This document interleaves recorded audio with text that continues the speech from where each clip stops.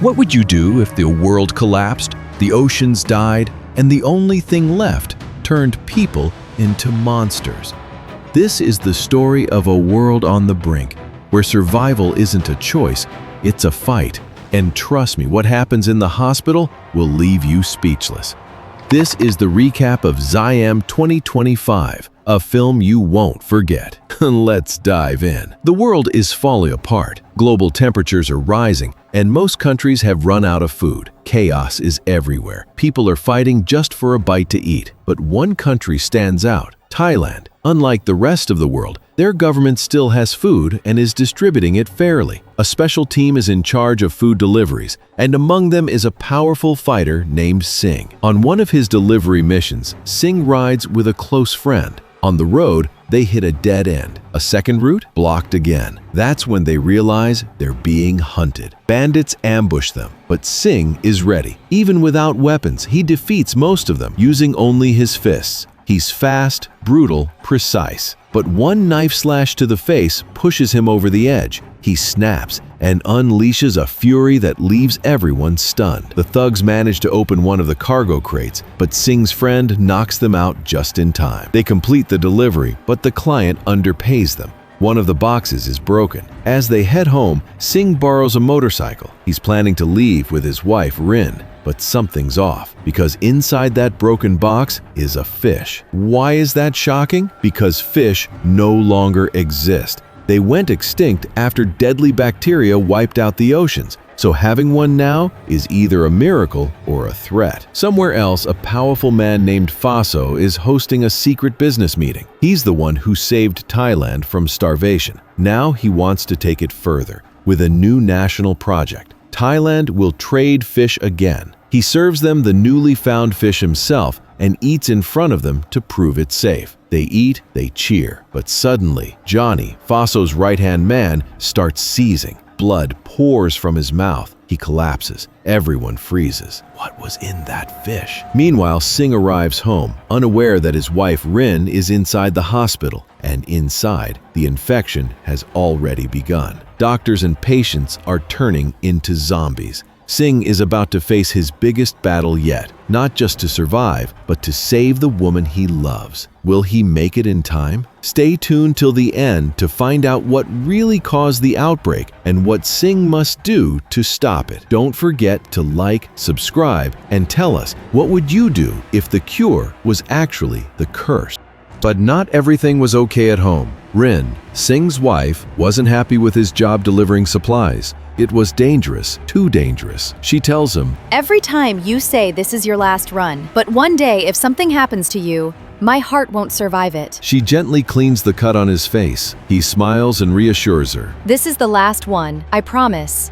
She doesn't believe him, but says nothing. Rin gets ready for work at the hospital. Singh tells her, "Finish early today. I need you for something important." She leaves in a government vehicle with her friend Mink and Mink's young son Buddy. Suddenly, the power cuts out in the area, part of government energy-saving measures. On the way, Mink notices Rin is upset. Rin opens up. "I argued with Singh again. I'm scared this job will get him killed." "Mink, you're right to be scared, but there's not much work left in this world. People can't choose anymore." They arrive at the hospital. Something's off. It's crowded, too crowded for nighttime. Rin checks on some patients, and little Buddy walks alongside her. He dreams of becoming a doctor one day. But soon, Rin has to leave him. She's called in for emergency surgery. Just as she prepares, the hospital director interrupts. "I need you urgently. Someone else will do the operation." Rin argues. "This patient is critical. I must operate." He leans in. "If you don't come with me, this whole hospital will become critical." She follows him hesitantly. He leads her into a secure room to meet Faso. Faso is desperate. "My wife is dying, and I believe the fish liver can cure her." Rin protests. "We're not sure it's safe. There's no proof." But Faso insists. "I kept this country alive. You think I'd give my wife something harmful?" Rin hesitates. Faso makes the decision. He'll try the treatment anyway. His responsibility. Meanwhile, the patient Rin was supposed to operate on is Johnny. He's unconscious. The doctors inject anesthesia. But something goes horribly wrong. He starts convulsing. Blood pours from his mouth. The medical team is frozen. Johnny's eyes turn pitch black. He rises. He's no longer human. He attacks a nurse, then bursts out of the room, biting and slashing everything in sight. Rin sees it all. She's frozen in terror. The outbreak has begun. Back at home, Singh is packing. He's getting ready to leave town with Rin. Suddenly, emergency announcements echo through loudspeakers. There's been a critical incident at the very hospital Rin works at. Singh panics. He jumps on his bike and speeds to the hospital. Outside, the scene is chaos. Crowds of family members gather, desperate for news of loved ones inside. Security guards block the entrance. Suddenly, a body falls from the upper floors, slams into the ground. A guard approaches to check, but it's not a corpse. It moves. It attacks. It bites the guard's neck. Gunshots ring out. Screams follow. The guard shoots the creature, barely taking it down. In the middle of the panic, Singh slips through the crowd and sneaks into the hospital. He has one mission now: find Rim before it's too late. But what he doesn't know is that the infection is spreading faster than anyone imagined. Stay with us. The real nightmare is just beginning. And what's waiting for Singh inside those hospital walls might not be human anymore. Inside the hospital, things were spiraling out of control. Security tried to hold back the infected, but it was too late. Every bite created another monster. Zombies spread across the wards. Screams echoed. Chaos reigned. Rin was hiding inside a room with the hospital director, unaware he had already been bitten. She didn't know, not yet. Desperate for answers, she slipped out to investigate. She suspected the outbreak was due to some contamination, but she needed proof. When she returned to the room, the director had already turned. He lunged at her. Rin barely escaped. She ran, shaken, while around her, patients and staff were being torn apart. Suddenly, her radio crackled. It was Singh's voice. He was close. She rushed to apply, but the power cut out. The signal died. She couldn't tell him where she was. She was alone again. The infection had consumed nearly every floor. One by one, people were turning. Singh knew he had no time. He began his search, determined to find Rim. As he opened a hallway door, a zombie burst through. He fought using everything he had: his fists, his reflexes, his rage. But punches weren't enough. He grabbed a phone cord, wrapped it tight around the creature's neck, and choked it down, ending the fight. But more were coming. He moved forward, every punch taking down another zombie. Then he heard a small voice. "Buddy!" The boy was trapped under a hospital bed, face to face with a crawling zombie. It slithered toward him. In the last second, Singh grabbed it, pulled it away, and saved the child. Buddy shouted, "Hit their heads! That's where it counts!" Singh adjusted, delivering headshot after headshot. They pushed through the hallway together. "Take me to my mom!" Buddy cried. Singh replied, "First, we find Dr. Rin." Buddy nodded, but outside the hospital, a darker plan was unfolding. Soldiers had begun firing at anyone leaving the building, trying to contain the outbreak. Inside a military war room, generals debated. Deploying more troops could lead to mass infection. Too risky. Then, the Supreme Commander made a chilling call. Blow up the hospital. Kill the disease with everyone trapped inside. The room went silent. Innocent people would die, but he didn't care. "The lives of millions in Bangkok are more important than 500 strangers." Explosives were placed along the hospital walls. Meanwhile, Rin moved quietly, trying to reach the surveillance room. She found the security guard, or what was left of him. She needed his keys.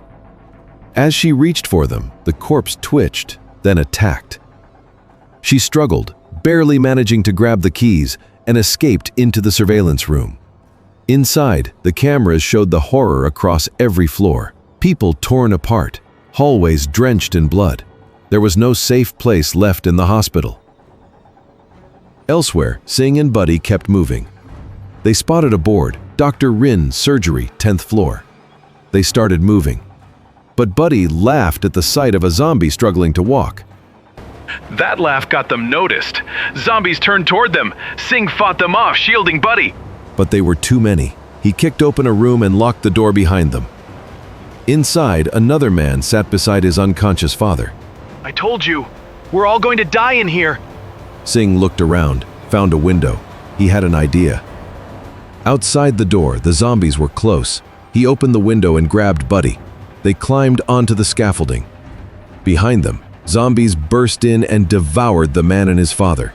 Singh and Buddy scaled upward, aiming for the 5th floor. But suddenly, a zombie smashed through the window, grabbed Buddy's leg. Screamed. Just before it pulled him down, Singh swung a sharp weapon and killed it. He lifted Buddy to safety, hugged him tight. For a moment, they could breathe.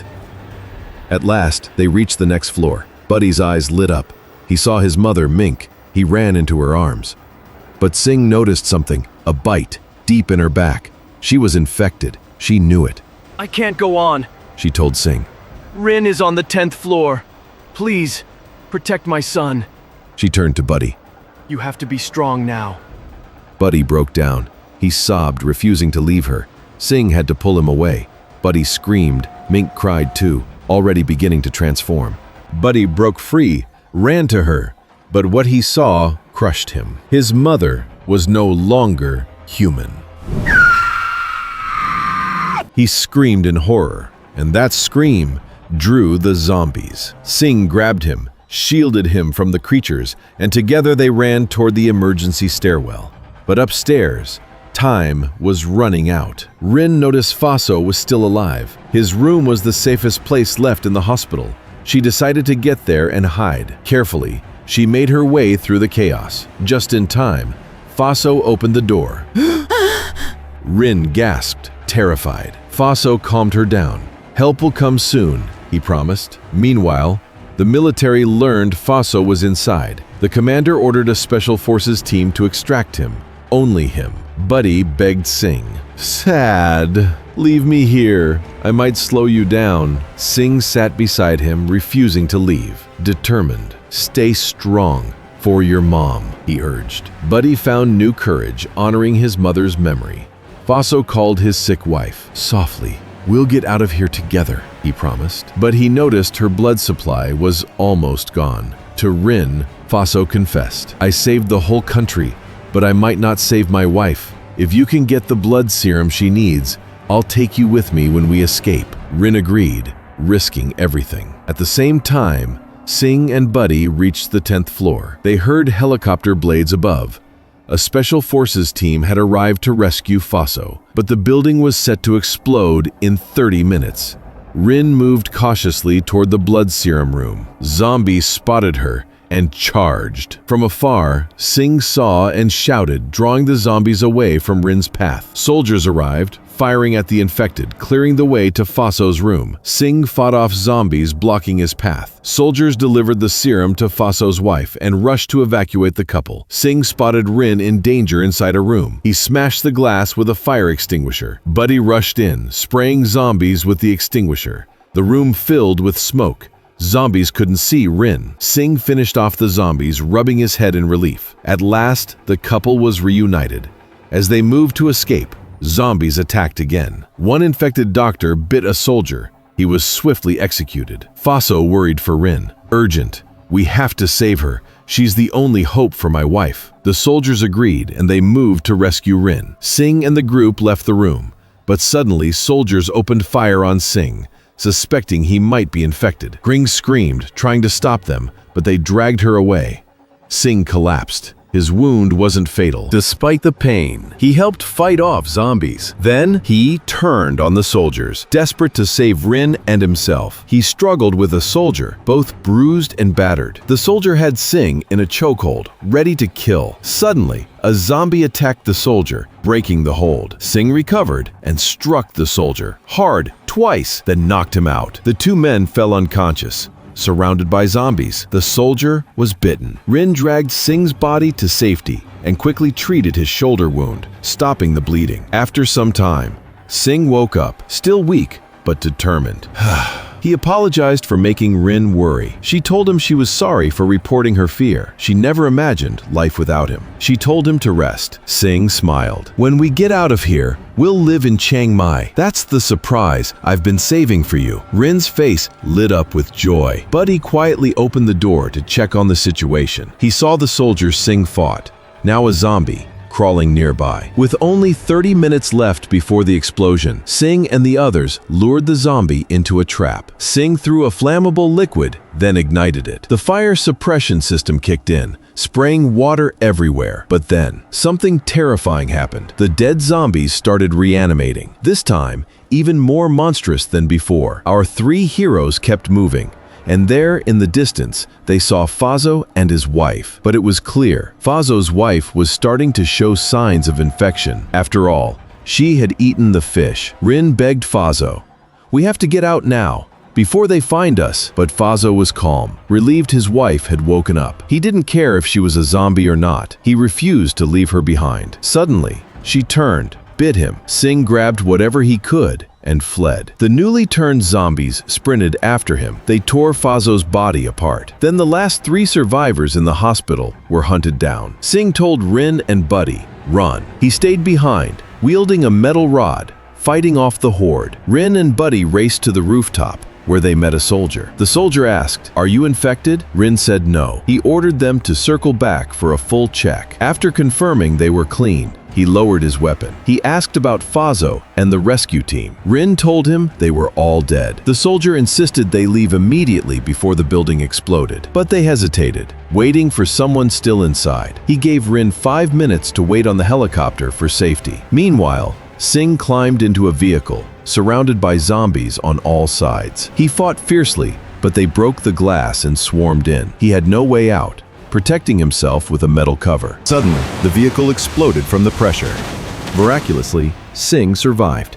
All the zombies inside were killed, but new hordes were closing in. Only 3 minutes remained before the hospital blew up. The soldier ordered everyone to board the helicopter. Sing had reached the rooftop. Exhausted, he collapsed behind the door, blocking the zombies. He saw Rin inside the helicopter, yelling at the pilot to stop. She was frantic. Her husband was right outside. Sing realized he couldn't make it to the chopper. He accepted his fate. He was going to die. But he was glad he saved Rin. The helicopter lifted off. Zombies chased Sing as Rin watched, heartbroken. Then the building exploded in a fiery blast. Rin sobbed, holding Buddy close, both mourning their lost loved ones. Weeks later, Rin was in Chiang Mai, still grieving Sing's death. Suddenly, a coffin arrived. Sing had locked himself in a metal capsule and was beginning his journey back to Rain. That's the end of this episode. Don't forget to smash that like button and help us reach 150 likes. If you made it to the end, drop a Metis from emoji in the comments so I know who loved this episode. See you next time. Bye!